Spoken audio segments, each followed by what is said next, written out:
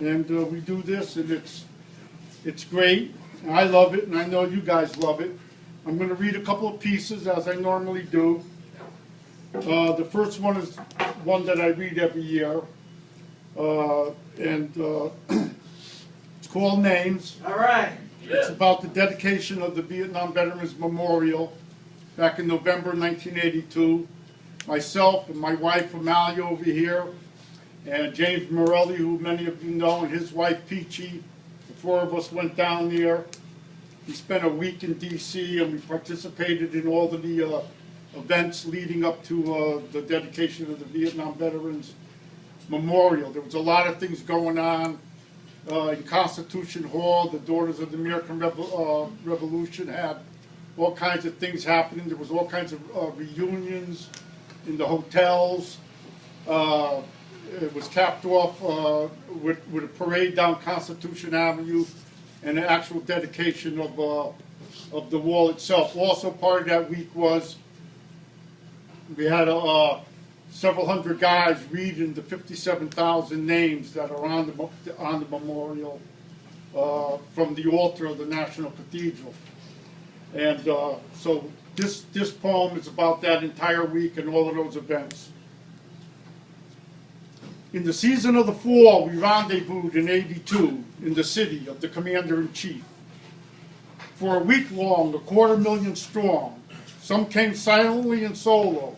Others came with fanfare and entire families. It was to be the great gathering. This time we would be heard, and we would march in the streets. It belonged to us, that city, that week. Many came still whole and still very strong. Others came weak from fierce firefights far off the battlefield. Some came missing an arm, a leg, an eye, paralyzed. We came to honor those who filled our ranks no longer. We would bury our dead with dignity in perpetuity. A chevron 500 feet long, a monumental black marble memorial, etched with the names of those who now marched with that vast army in the sky. Names, 57,939. This would be the shield that we bore their bodies home on, as befitting the warriors they were. We came to see, hear, touch the names. We came in tight-fitting uniforms, faded field jackets, three-piece suits. We came from the big cities and the small towns.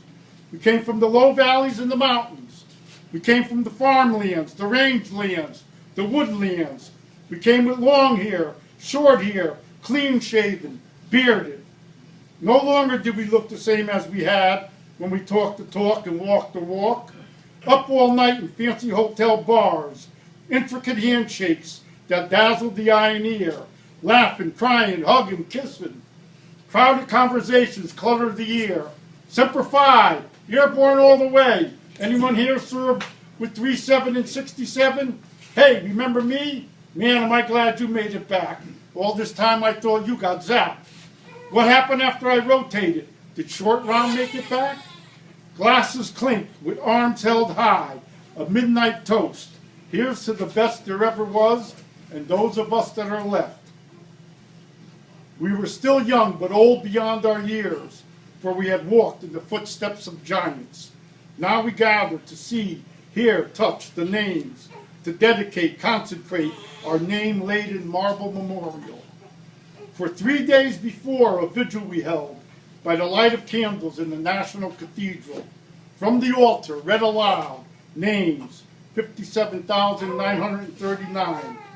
More than 100 of us read the names. Friends and family members from thousands of miles away. They came to hear the names, the name of a buddy, brother, lover, son, husband. It was my turn in the evening of the second day to read aloud names. Every pew full, standing room only, a solemn task. I knelt on the altar, a velvet pillow beneath my knees, a sea of faces assembled before me. Names, 523 names I read aloud. The first was Kozakowski, Gerald A. The last was Lana, Gary W. I read a name and receive a reaction, from soft murmurs to hysterical pain. I became those names, all 523. Kahuinu, Moses L., Koskovich, Michael L., La Chance, La Chapelle, La Clear, La Fleer, La Rosa, Lackley, Labowski, Lafferty. I read 2 Lafayettes, 3 Kowalskis, 7 Lacey's, 7 Crafts, 10 Krugers, and 12 Kramers. Arthur, Dennis, Douglas, Howard, James, John, Joseph, Kevin, Leon, Raymond, Robert, and Stephen Kramer. Each name opening wide the mind's eye of memory of who they were and who they could have been. A man in a wheelchair, Medal of Honor, gracing his neck, wept. With the sound of some names, flowers were dropped at my knees. Mothers kissed me, fathers touched me, sisters and lovers hugged me, brothers and buddies shook me. Names, Krantz Jr., William F. His mother stopped me when she heard his name. Tears in her eyes with a simple request. My signature next to his name, I humbly oblige. Teardrops from hundreds of eyes tug at my soul. My mind is flooded with the pain of so many names. My knees ache, my body shakes. Finished, I need a hand just to stand. At week's end, we walk in the sun, marching along together again. Thousands of feet hitting the pavement, not in unison at all. The same feet that waded the paddies in Quaison and climbed the hills in the Central Highlands. The same feet that clambered out of choppers, and the same such feet that flew those birds and drove those trucks and built those bridges and stood endless watch against the terror of the night. Short-timers' canes, little American flags, waved high, held in the hand. Sons and daughters perched high on shoulders that once bore the burden, chanting, shouting while feet strode down the avenue. I don't know, but I've been told streets in heaven are paved with gold. Vietnam vet and damn proud. Pick up your head and hold it high. 5th Marines are passing by. Big Red 1, Tropic Lightning, GI Beans, GI Gravy, GI wish I'd joined the Navy. God bless America. I know a girl who lives on a hill. She won't kiss me, but her sister will. Sound off, 1, 2. Sound off, 3, 4. Bring it on down. 1, 2, 3, 4. 1, 2, 3, 4. A high school band plays. When Johnny comes marching home again, hoorah, hoorah. A parade of emotions down Constitution Avenue to the end of the mall, where our wall mirrors reflections and contains the names. Boat people, refugees, Vietnamese, line the top of the wall, a banner in hand, proclaiming brightly, "Thank you, Vietnam veterans, for defending freedom and democracy." Speechless dignitaries give speeches, an overdue tribute to those who performed well in the most trying of circumstances. We came to bury our dead with dignity and perpetuity. We need no tribute. We know who we are.